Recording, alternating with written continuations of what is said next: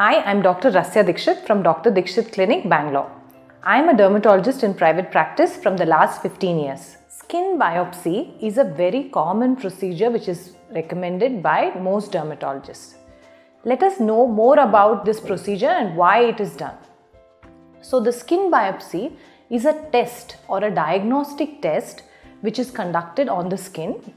It is usually requested to understand what is the disease process itself. Unfortunately, in skin diseases, sometimes we cannot do a blood test to understand the skin disease.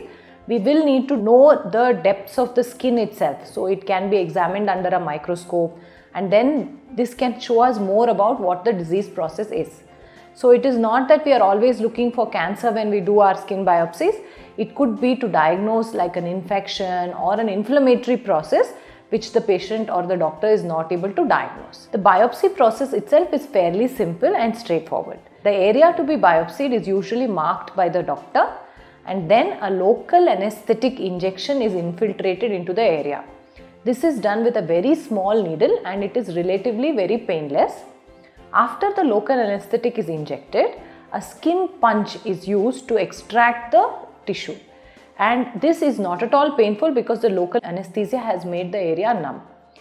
Then a small suture is given to prevent any bleeding and the skin biopsy is sent for processing. This process usually takes less than 10 to 15 minutes and usually is very comfortable, and post that the suture is removed after 1 to 2 weeks. Skin biopsy should not scare you. It is to understand the condition better, to make a correct diagnosis. And the procedure itself is very simple. If you want to know more, please speak to your dermatologist for your diagnosis.